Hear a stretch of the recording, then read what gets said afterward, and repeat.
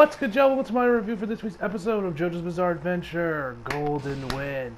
Bruh, this episode's fucking fire. Now, as you guys know, Paranoia Agent debuted on Toonami this week, or last night. And before we jump into JoJo, I want to quickly talk about one of my initial first impressions, let's say, of Paranoia. But first, before we talk about Paranoia, something weird happened last night while I was watching Toonami. So, you guys know, first thing that starts with Toonami is Hero Walk, which also, starting next week, they're going to be re-airing Mob Psycho Season 1 next week at 1 a.m. and Paranoia is going to be airing at 12:30. Just want to give you guys that quick heads up. I don't know why they didn't air Season 2, but whatever. Don't know why they didn't get that, but whatever. Anyway, so I was watching Hero Walk. Now, with this episode, this is the episode right before, this is stuff where Izu starts fighting Gentle. This is the first time they fight. But when I watched this episode sub, I think I even mentioned my original review of that episode when I watched it sub, about Bakugo like breaking the drumsticks and saying Tokoyami, and he's like, yo, those damned weak riffs. And when that episode aired, I clipped that and like half seriously tweeted to Clifford Champa, his dub voice actor, and said like, man, hey man, when you record this, can you say weak ass wrist? The line feels incomplete without it. Fast forward about 4 weeks, I'm watching the episode now dubbed on Toonami, and I hear Bakugo say weak ass riffs. Now I don't know if my tweet got to Clifford Champa and he went to the dub writers, or maybe he was recorded where he said, yo, can we say weak ass riffs? Because it's not like he liked the tweet or quote tweeted it. I didn't get nothing from it, so he might have just not saw the tweet at all, and this could also be one massive fucking coincidence. But I don't know, man, like, I'm not just influencing dub, I'm just saying, man. Well, yeah, whether Clifford Champa saw the tweet and then he decided to do it when they recorded, the script writers only had that in the plans, or whatever, I don't know. Either way, your boy got how I tweet about it. I was like, holy shit, he actually said it. Because I said, it could be a coincidence, or I might have saw the tweet and, you know, did some, and said it once he was recording the episode. Because this was the first episode recorded since the whole lockdown shit with everyone, everyone recorded from which the episode sounded fine, in case you're wondering. It sounded fine. If you didn't know about the pandemic, you wouldn't be none the wiser. But yeah, anyway, besides that, let me get into Paranoia. Okay, first off, I love this first episode. What the setup they did here with a little like intrigue with Little Slugger, and just the overall, and I'm really digging all these characters like Sukiko, I think they say her name. She's great. She's gonna be, I'm pretty sure she's gonna be like the main character we're probably gonna follow of everyone in the main cast. And the rest of the supporting cast we got here, like that sleazy news journalist or whatever. I like him. Little Slugger's badass, although I think his dub voice is fantastic. Although it's a little deep for a kid if you ask me, but hey, it still was. And the rest of the detectives and Marimi, I think they say the animal's name. I like it. Cute. And yeah, the overall characters in general I dig. Which, fun fact, let me tell you all something about the OP real quick. Fun fact, did you know that actually Satoshi Kon purposely made the OP super loud with the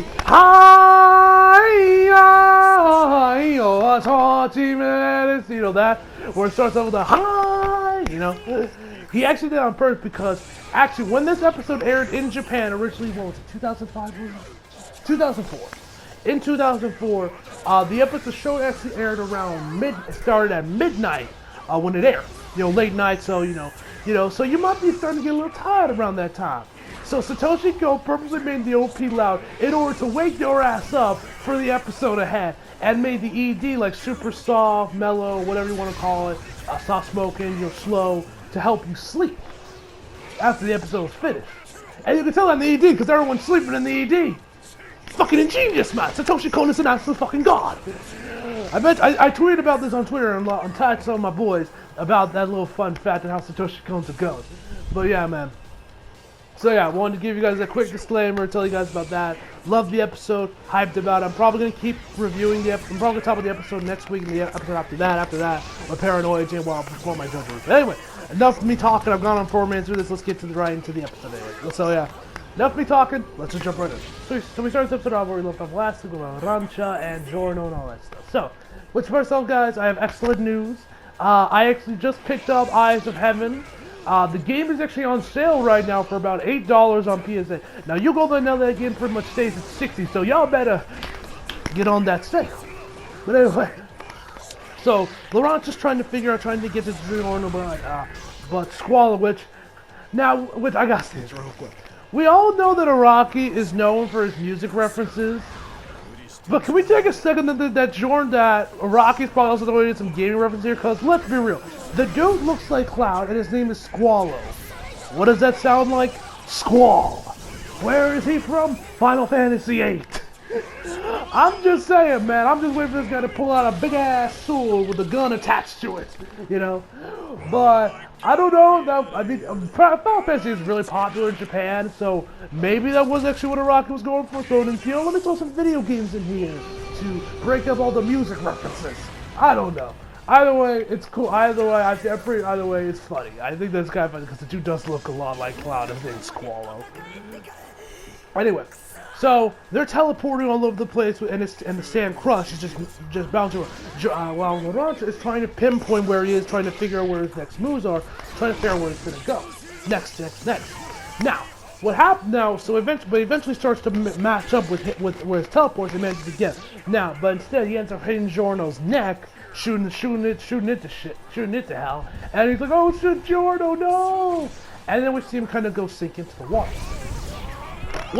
After we see him sink into the water, Laurent is looking over on the radar on Little Bomber. He's desperately trying to look for it, but he can't find it. And he's like, "Shit! I lost it! I can't see anything!" Now, and then we get back to Squallow and Tessuto, I think his name was. I don't know. It was. I'm just gonna call him. I'm gonna call him Talking Mouth. That's what standard. I think it was Teshuto or something. I think it was something along those lines. Anyway, oh fuck, that's gonna piss you off that I can't remember his name again, damn it. Anyway, so he gets over there, so he's wondering like, wait, how is he telling the truth that a Talking Mouth sand should still be attached to his trunk? How is he still being able to tell the truth? And he's like, whatever, and then he finds out, and also Squall tells him that he's in the sewer. But actually, before that as well, we see this part of the episode where Talking Mouth is telling Squallow to tell him to finish up Giorno right here. Now, this is actually around the beginning part of the episode. Actually, I forgot to mention. But as he's talking, the dude is like slowly like fuck. What's the word I'm looking for? Fuck. Damn it! I can't think of it. He's like, damn it! I can't think of the word. Fuck. He's like moving his hand around his chest very sexually, you know. Like, I'm looking at this like, I mean, JoJo, we all know part 5 is never the gayest part of JoJo, but I'm like, bruh. It is like, fuck, I can't think of that word, damn it. That's gonna piss me off. But anyway, we move on from that. So anyway, we wanted to talk about that one. So it's real quick because I thought it was kind of funny. Anyway, so he's telling him to like, finish him off now, Dad, because he's in the sewers. He's telling him that the only reason he started to lie, but he's lying to tell the truth, is because, lie to tell the truth, because, to get him off his game and to make him stall for his next little. And next thing we see is Little Bomber coming in the sewers, right in front of Jordan, or coming close to Jordan. He finds it and starts blasting him to Kingdom Come, which he manages to land a few hits on him, and the dude starts bleeding a gallon of blood per second or whatever. He's like, oh! So then he starts teleporting again. We head over back to the restaurant, and he's like in the fish tank. There's fish tank that's inside there. So we're just from there, he's just bouncing around. So yeah, he's like I'm still trying to figure out that word, but it's pissing me off so much. Anyway, so he's teleporting from one place to the next. Once he finally reaches the kitchen, but Laurent notes that he probably can't go farther than like 2 or 3 meters per jump. So he gets into the kitchen and then starts blasting everything. He lands the command to land a couple of hits before he finds out that he's like inside one of these pots that's boiling right now, whatever. It's like on the stove. He fires at the Kingdom Come. The hot water comes out, and then he's like on the things on the shark is on the ground and he's ready to finish him off. Laurent goes in there for the final blow, but because there's actually a bit of a gas leak coming in, he can't. It's like Little Bomber just goes right past him. And then we find out that there's actually been a gas leak, which is fucking up his radar, since as we know, his radar works on detecting the carbon monoxide people emit. caress. That's the word I was looking for. Jesus Christ, it was caress. He was caressing his chest. Fuck me. Anyway, finally remembered the word I was looking for. Anyway, so after all that's said and done, they're trying to figure out what they're gonna do next. But he said the boss should be happy. But he said the injuries, we're good. And he actually actually he also Squall said, "Yes, this is all according to plan. Go, fire away. It may not kill you, but it'll destroy your radar." Yes, this is straight up Death Note type shit. But anyway, so after that, Laurent is trying to figure out a way to get in there to figure it out. But he's able, but actually when he notices the gas is leaking, talking mouth gets released from him, and he screamed out like, he's going like Abacchio, it was like Abacchio, Bucciarati, Mista, he's in here, he can teleport from liquid to liquid. He finally starts telling the truth because talking mouth let go of him for the moment. But once they get in there, he's back in control. And Mista sees it, he's about to fire his gun, and Laurent's like, "No, don't shoot!" But he says, "Fire away!" He fires, of course, sets off huge explosions, and then his radar sense is fucked 10 ways to Sunday.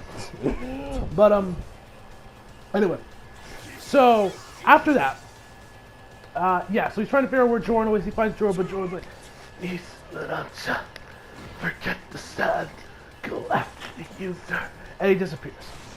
And so then Misa's like, "Dude, why'd you tell me to go? Why'd you tell me to fire off when, this is a ticking time bomb?"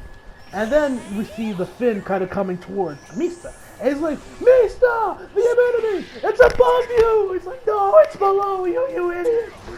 And anyway, so then afterward, he leaves the building. He's like, "This is so messed up." He leaves and go after the scan users. And we get this cool shot with Mista and with Squallow and the other guy, which low-key, I might just make that one shot the thumbnail low-key. I don't know if I will, but it's a definitely good chance. Because that was like a really badass looking shot. And so after that, Laurent is on the hunt. He's outside trying to figure out where these guys are. We see Squallow and Tiziano, if I don't remember the name. And you see Squallow being like, "He ain't breathing, this man be gasping."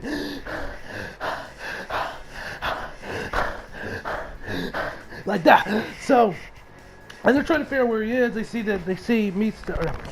Laurent in the distance. They're thinking, "Oh shit, is he gonna find us? Is he gonna find out my breathing?" This, then, third. He's like, "Don't worry. There's over 50, maybe 100 or so people in this 100 meter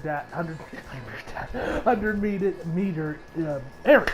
So they're all breathing heavily or harder than you. So realistically, you're fine."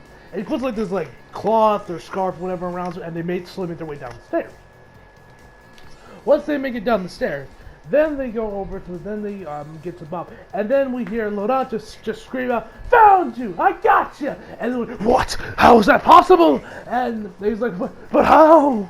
And Tiziano reminds him that he's still under the control of Talking Mouth. So he's saying the exact opposite of what he's saying. So he's not actually saying, he actually is saying, "I can't find you, I don't know where you are." Which, it kind of makes me wonder about, now we all know the meme about a rock forgetting, but I gotta ask, how is it that, this could be a thing where it's just like Laurent just spoke at the moment, he didn't have enough time to think, "Oh shit, I need to say the exact opposite of what I'm saying," But how is it with right here in this part of the episode, and maybe also the beginning part of the episode, was he able to lie and thereby tell the truth? But when he was with Mista, telling him to shoot, it was the exact opposite. Now, granted, it could have been an in the moment type of thing, and he didn't have enough time to think, "Oh shit, I need to say the exact opposite of don't shoot Mista," So it could be that, but I just found that kind of odd. I don't know if any of y'all thought that was weird or not, but that was me. So anyway, so afterwards, they're still looking around. He's telling them to calm down, calm your breathing. They can't find us. Keeps going. Then we see them that they're right behind him, or that Laurent is practically looking right at him. And then he says, I got you! And he's like, what? And then he says it again. They're like, don't worry, it doesn't happen. But then he's like, bro. And then we see I don't know what he's saying.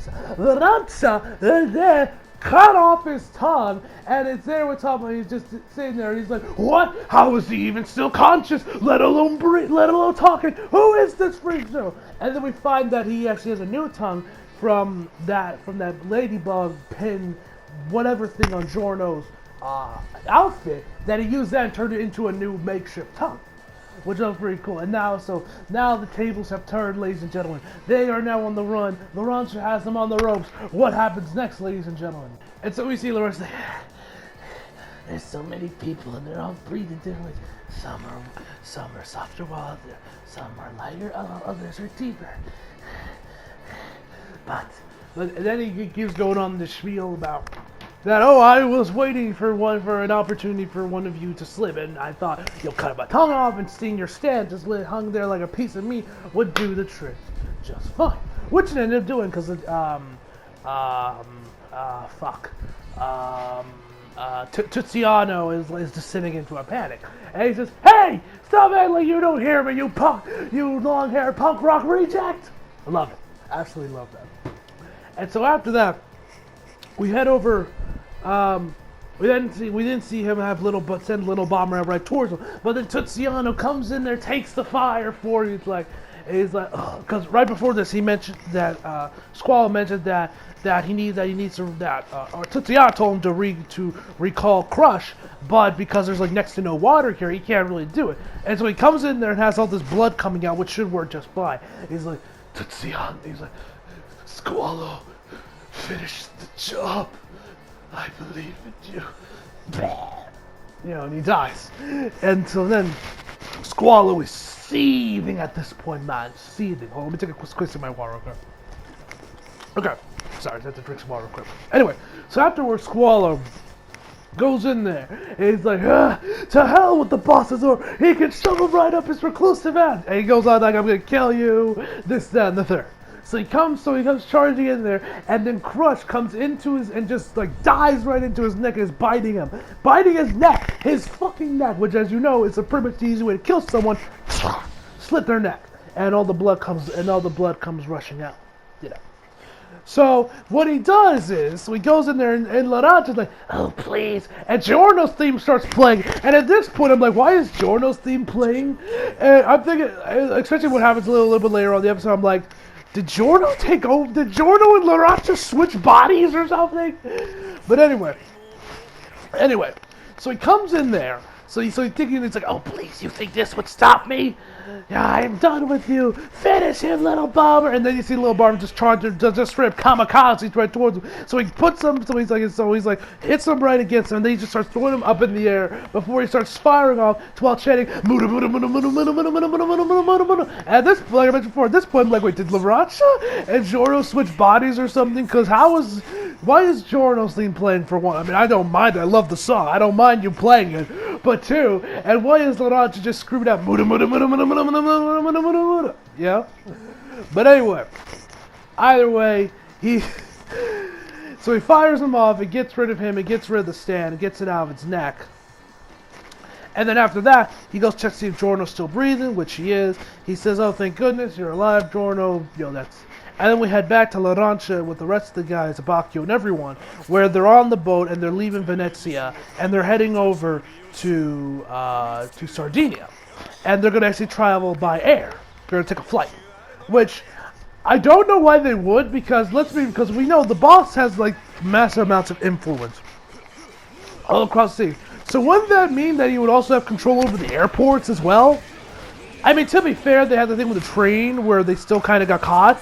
So it could be like that right there where he doesn't actually control what actually happens in the air, when they fly out. But as we know, last time we saw anything JoJo later was in the air, we were dealing with flies, the stands in part 3.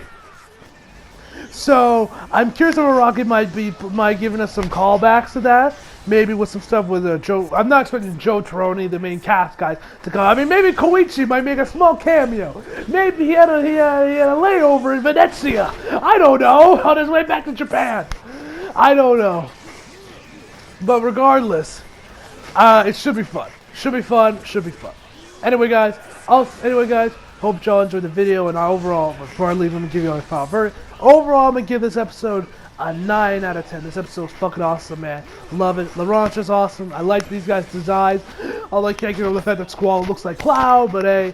And hopefully next week, guys, since because now that I got Eyes of Heaven finally downloaded, hopefully that means next week y'all be seeing some new footage for JoJo. For my JoJo reviews. Yay, if I could actually be remembered to get off my ass and actually play the game and get some new footage. We'll have to wait and see on that. But anyway, guys, hope y'all enjoyed the video. Leave a like if you did, subscribe if you're new. Follow me on Instagram, Twitter, flag, links down in the description box below. And as always, come back for more. See you guys next time.